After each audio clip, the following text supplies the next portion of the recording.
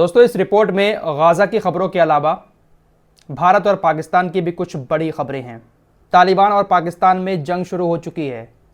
पाकिस्तान ने तालिबान के ऊपर हमला किया तो तालिबान ने भी पाकिस्तान के अंदर बहुत सारी जगहों पर हमले शुरू कर दिए हैं। मामला उधर भी बिगड़ चुका है। भारत से भी खबरें आ रही हैं। एलविश यादव का नोएडा पुलिस ने सिस्टम हैक कर दिया है। बड़ी खबर आ रही है एलविश यादव से जुड़ी। गिरफ्तारी की खबर तो आप लोग सुन चुके होंगे, जेल जाने की खबर भी सुन चुके होंगे, लेकिन एक और बड़ी खबर आ रही है। इस पर भी डिटेल से बात करेंगे, लेकिन पहले आपको गाज़ा की ही खबरें बता देते हैं।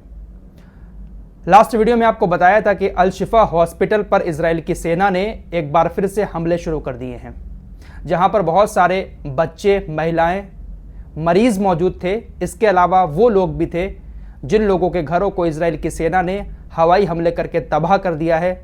वो लोग अल शिफा हॉस्पिटल में पनाह लिए हुए थे। आज सुबह सहरी के वक्त इजरायली सेना ने खतरनाक बमबारी की, फायरिंग की, जिसमें कई सारे लोग घायल हो गए और कई सारे लोग मारे भी गए। इजराइल की सेना ने अल शिफा हॉस्पिटल पर यह जो हमला किया, इसकी पूरी दुनिया में आज फिर चर्चा होने लगी। हमला कोई छोटा मोटा नहीं था, बहुत बड़ा हमला था। अपने इस हमले को छुपाने के लिए इजराइल की सेना ने यह कहा कि इस हॉस्पिटल में कुछ आतंकी छिपे हुए थे जिन्होंने हमारे ऊपर ओपन फायरिंग की, जिसके जवाब में हमारी सेना ने इस हॉस्पिटल पर हमले किए। अब इजराइल डिफेंस फोर्सेस की तरफ से दुनिया को बताया गया है कि हमने ये जो हॉस्पिटल के ऊपर कार्रवाई की थी, इस कार्रवाई में हमास का एक आतंकी मारा गया, टॉप का आतंकी। उसको मारने की खबर इजराइल डिफेंस फोर्सेस की तरफ से बताई जा रही है। मारा कौन गया है वो भी मैं आपको बता देता हूं। दरअसल गाजा के अंदर पुलिस सेवा के कमांडर ब्रिगेडियर जनरल फाइक अल मबोह, इनको इजरायली सेना ने अल शिफा हॉस्पिटल के अंदर हमला करके मारा है और इनको हमास का आतंकी बताया जा रहा है। इजराइल का कहना है कि ये हमास के टॉप के आतंकी हैं जिसको हमने हॉस्पिटल में मारा है। हमने कोई ऐसे ही हॉस्पिटल पर कार्रवाई नहीं की है। जबकि जो स्थानीय सूत्र हैं गाजा के, वो बता रहे हैं कि गाजा में जो पुलिस तैनात रहती थी थोड़ी बहुत, उसके ये कमांडर थे, जनरल थे। गाजा में मौजूद मीडिया रिपोर्ट्स के मुताबिक ये जो कमांडर ब्रिगेडियर जनरल थे, ये UNRWA की भी बहुत ज़्यादा सहायता किया करते थे। UNRWA जो फिलिस्तीनियों की मदद करती है संस्था, उसको काफ़ी हेल्प करते थे। बहुत सारे अच्छे अच्छे काम इनकी तरफ से किए जाते थे गाजा के अंदर। लेकिन हमास का आतंकी बताकर इजरायली सेना ने इनको आज हॉस्पिटल के अंदर मार दिया। फिलहाल खबर यह भी आ रही है कि कई सारे अल जजीरा के पत्रकारों को भी इजरायली सेना ने अल शिफा हॉस्पिटल से गिरफ्तार किया है। यूनिसेफ ने गाजा के बच्चों को लेकर एक रिपोर्ट पेश की है जिसमें गाजा के बच्चों की हालत बताई गई है। यूनिसेफ पूरी दुनिया के बच्चों की देखभाल करता है, लेकिन इससे जुड़े हुए जो लोग हैं उनकी तरफ से गाजा के बच्चों को लेकर शायद ही कोई ट्वीट किया गया हो। स्टेटमेंट यूनिसेफ की तरफ से जारी कर दिए जाते हैं। हमारे देश के अंदर सचिन तेंदुलकर भी यूनिसेफ का हिस्सा हैं, प्रियंका चोपड़ा भी यूनिसेफ का हिस्सा हैं, और भी बड़े बड़े सेलिब्रिटीज दुनिया भर के यूनिसेफ का हिस्सा हैं, जो दावा करते हैं कि हम बच्चों की देखभाल करते हैं, उनको खाना खिलाते हैं कहीं पर अगर युद्ध हो रहा होता है। यूनिसेफ ने अपनी रिपोर्ट में कहा है कि गाजा के हालात इस वक्त ऐसे हो चुके हैं, जो 3 साल के गाजा के अंदर बच्चे हैं, तकरीबन 31% बच्चे पूरी तरह से कुपोषण का शिकार हो चुके हैं। कुपोषण का शिकार होने का मतलब यह है कि अगर कोई बच्चा इसकी चपेट में आ जाता है तो उसका शरीर जो है वो खुद ब खुद खत्म होना शुरू हो जाता है। सिर्फ और सिर्फ हड्डियों का ढांचा ही बचता है। उनके अंदर इतनी हिम्मत भी नहीं बचती है कि बच्चा रो सके। यूनिसेफ की रिपोर्ट को पेश करते हुए एक पत्रकार ने कहा कि मैं उस वार्ड में गया गाजा के अंदर जहां पर 3 साल तक के बच्चों को रखा गया था।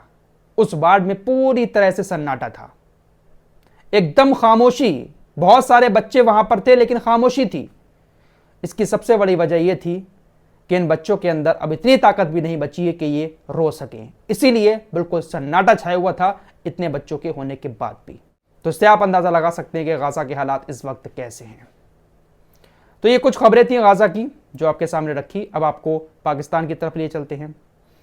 अभी कुछ देर पहले पाकिस्तान की सेना ने, वायुसेना ने अफगानिस्तान के अंदर घुसकर कुछ हमले किए हैं जिसमें कई सारे लोगों की मौत हो गई है। पाकिस्तानी वायुसेना का कहना है कि हमने TTP यानी तहरीके तालिबान पाकिस्तान, इसके ठिकानों को टारगेट करके निशाना बनाया है, क्योंकि यह तहरीके तालिबान पाकिस्तान संगठन जो है वो हमेशा हमारे ऊपर हमले करता है, हमारी सेना के लोगों को मारता है। पाकिस्तान इस संगठन को आतंकी संगठन कहता है। बलूचिस्तान के एरिया में टीटीपी यानी तहरीक तालिबान पाकिस्तान काफी एक्टिव रहता है। अफगानिस्तान के अंदर भी इसके अड्डे हैं। तो पाकिस्तान की वायुसेना यही दावा कर रही है कि हमने उनके ठिकानों पर हमले किए जिसमें 8 लोगों की मौत हो गई है। पाकिस्तान की इस एयर स्ट्राइक के बाद जो तालिबान की सरकार है वो पूरी तरह से भड़क चुकी है और पाकिस्तान को बदले की धमकी दे दी है। धमकी ही क्या दी है बल्कि पाकिस्तान के ऊपर हमला कर दिया है। तालिबानी सरकार के स्पोक्सपर्सन जबीउल्लाह मुजाहिद ने स्टेटमेंट देते हुए कहा है कि हमने पाकिस्तान के उन 9 मुख्यालयों पर हमला किया है जो 9 मुख्यालय तालिबान पर हमला करने में शामिल थे।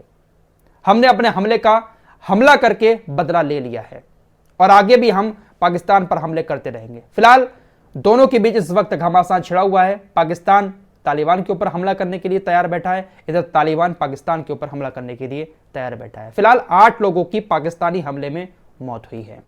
फिलहाल भारत की तरफ वापस आते हैं। एल्विश यादव, नाम तो आपने सुना ही होगा, सोशल मीडिया पर काफी पॉपुलर हैं। YouTuber Elvish Yadav big boss जीतकर भी आए। लोगों ने इनको बहुत ज्यादा प्यार दिया। इनके जो फॉलोवर्स हैं इनको बहुत बड़ा देशभक्त और बहुत अच्छा धर्म का रक्षक मानते हैं। आप सभी लोगों ने इनकी सारी बातें देखी और सुनी होंगी। कट्टर हिंदू ये अपने आप को कहते हैं, लेकिन इनको गिरफ्तार कर लिया गया है। कट्टर हिंदू एल्विश यादव को गिरफ्तार कर लिया गया। किस आरोप में गिरफ्तार किया गया वो भी आपको बता ही देता हूं। मामला पिछले साल का है। नवंबर के महीने में एल्विश यादव के ऊपर एक आरोप लगा, एक केस दर्ज हुआ कि एल्विश यादव रेप पार्टी करवाते हैं। रेप नहीं, रेप पार्टी में होता क्या है वो भी आपको बता देता हूं। हसीनाएं नाचती हैं, तरह तरह के वहां पर जहर का, ड्रग्स का इस्तेमाल किया जाता है। रेप पार्टी में सांपों का जहर से बना हुआ ड्रग्स भी इस्तेमाल किया जाता है। रेप पार्टी में क्या क्या होता है आप लोग गूगल करके देख लेना। तमाम अय्याशियां रेप पार्टी में होती हैं, वो ये साहब एल्विश यादव करवाते थे। ये बात अब मैं अपने पास से नहीं कहता हूं कि ये करवाते थे, बल्कि अब इन्होंने खुद अपना जुर्म कबूल कर लिया है। दरअसल मेनका गांधी जो बीजेपी की एक बहुत बड़ी नेता हैं, पशु पक्षियों से बहुत ज्यादा प्रेम करती हैं, उन्होंने इनके ऊपर केस किया था। एल्विश यादव ने सबको चुनौती दी कि अगर मैं इस मामले में शामिल हूं तो मुझे सजा दी जाए। मुझे बेवजह इस मामले में घसीटा जा रहा है, मैंने कुछ भी गलत काम नहीं किया है।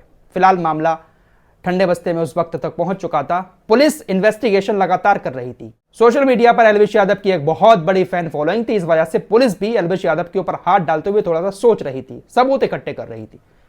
फिलहाल यूपी पुलिस ने, नोएडा पुलिस ने एक बार फिर कल एल्विश यादव को गिरफ्तार कर लिया। कोर्ट में पेश किया गया। कोर्ट ने 14 दिन की न्यायिक हिरासत में एल्विश यादव को भेज दिया है। खबरें आ रही हैं कि अब एल्विश यादव ने अपना जुर्म कबूल कर लिया है। एनडीटीवी की रिपोर्ट आपकी स्क्रीन पर है और भी मीडिया चैनल की रिपोर्ट है। अगर सारे सबूत एल्विश यादव के खिलाफ जाते हैं तो एल्विश यादव लंबा जा सकता है। सजा का प्रावधान इसमें बहुत लंबा है, 10 साल तक की भी सजा एल्विश यादव को हो सकती है। इस रिपोर्ट में इतना ही। मिलते हैं कुछ और नई खबरों के साथ, तब तक के लिए अपना ख्याल रखिएगा। अल्लाह हाफिज।